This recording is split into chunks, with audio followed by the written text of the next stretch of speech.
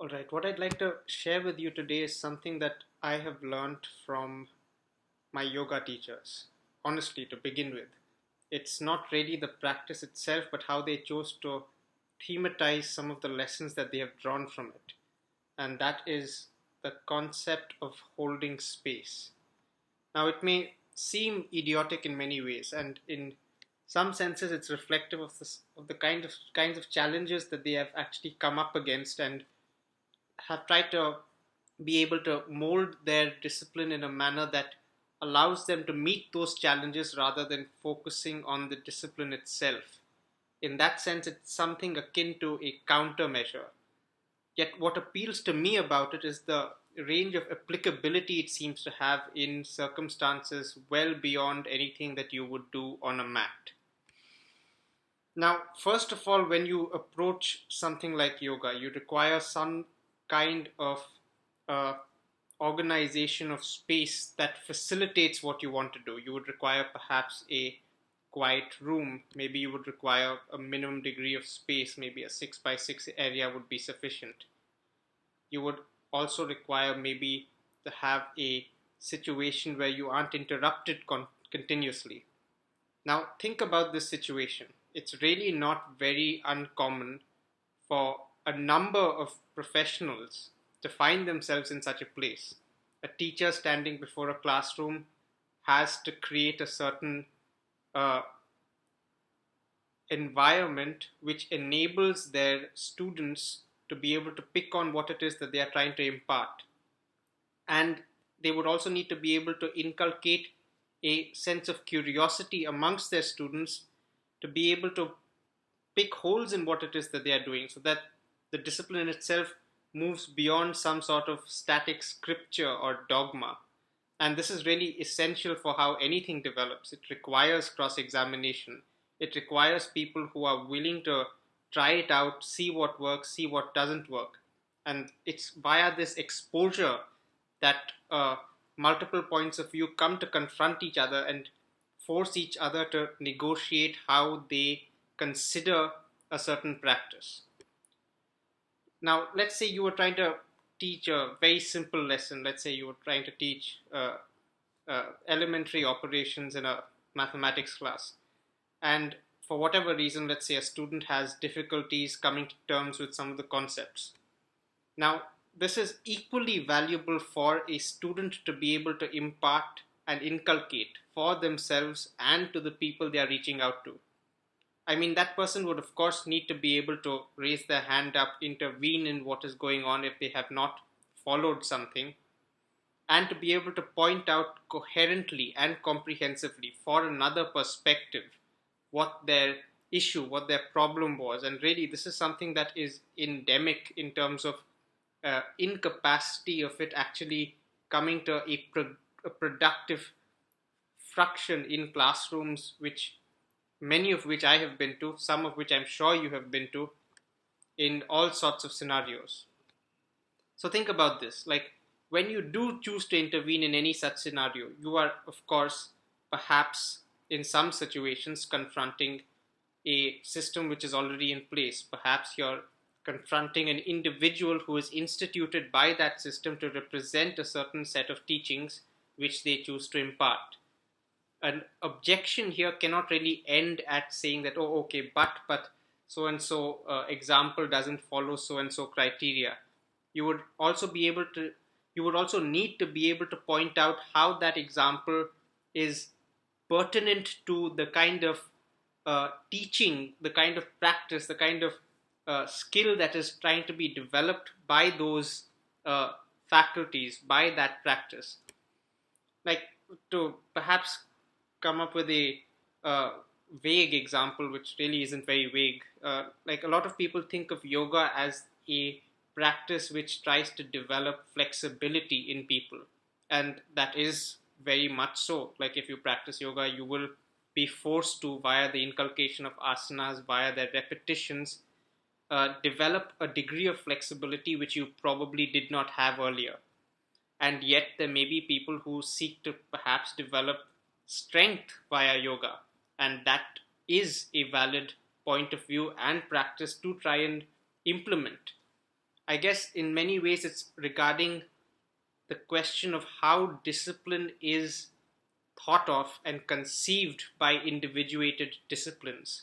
You may have certain scenarios where this is very difficult to follow. For example, if you were to have a drill instructor in a boot stamp style calisthenics class, which seeks you to do, okay, X number of squats in so and so minutes, rest it for maybe half a minute, then do push ups, and so on and so forth. And there is a value to regimented disciplines such as that.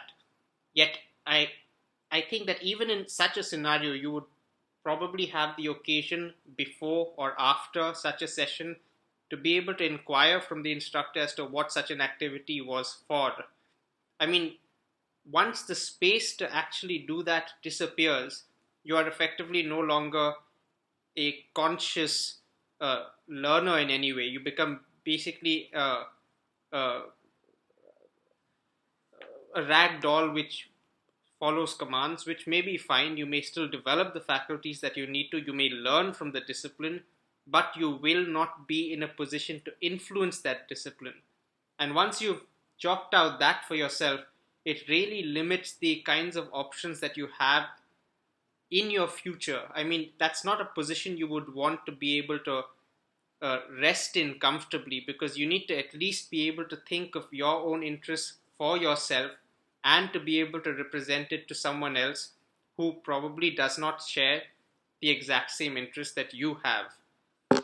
And this is where holding space also becomes, in a sense, a compassionate practice. You would need to be able to open up the space that you create, not merely for your instructor, for your teacher, for your parent if you're confronting them. It may be something as simple as being able to point out how someone who is not already entailed in the kinds of habits, the kinds of routines, the kinds of disciplines and practices that a home shares, what this may look like for an outsider. I mean, how would you welcome a friend into your home? How would you welcome a partner into your home? These becomes questions which are very real that any kind of evolved practice would have to consider at some point or the other, because ultimately an enterprise grows when it can reach out to other people and not when it merely cloisters itself in further and ossifies its practices. I mean, the ossification of practices is ultimately what leads to the death of a discipline, and this is why we require people who are willing to step up and question dogma. I cannot stress the importance of this enough. And there's a way in which the translatability of such a procedure becomes a little harder when classes, for example, in schools and colleges move from the domain of the classroom, where they were traditionally situated, to interfaces such as this, such as a video on an online portal. I mean, what are the forms of intervention, objection, questioning that can take place? Now, it's not like we don't have examples. There are examples. Coursera, a very successful online learning portal, has been issuing programs of learning in a variety of disciplines from recognized universities, certified by them. And there are forums around each of these programs, around each module, where you can discuss what it is that you have learned with people who are doing that program with you. I think this is a great endeavor. And I, in general, champion the kinds of efforts that happen amongst learners on forums. I think it's an immensely vital, productive field for getting a sense of how people are actually responding to the same set of teachings, the same material that you may be going through. However, in terms of, let's say, a lecture which is pre-recorded, very often you find, like, unlike a platform such as YouTube, there isn't really the place to leave a comment underneath the video. And in that sense, someone responding to whatever kind of lecture was imparted has to in some ways refer to a certain problematic or a moment, a context, a narrative, point it out, highlight it with a tag in a forum. And people do that, and I think that is admirable. However, I think there are systemic issues regarding platform design, regarding interfaces which can plug in some of these tendencies better, which would streamline such operations. And I do believe that would uh, help the uh, institution and the instructor, not to mention the students, in any such constructive endeavor.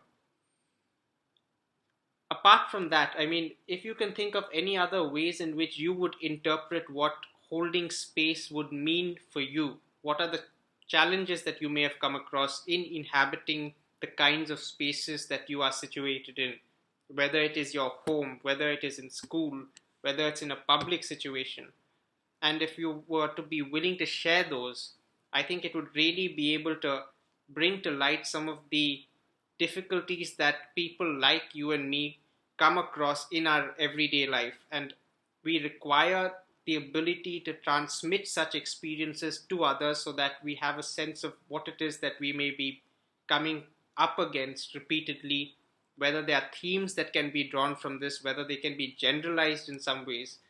And I think that really is just a essential facet of human culture. Just a short howdy on that note, and thank you for your time. I'll say bye bye. Take care.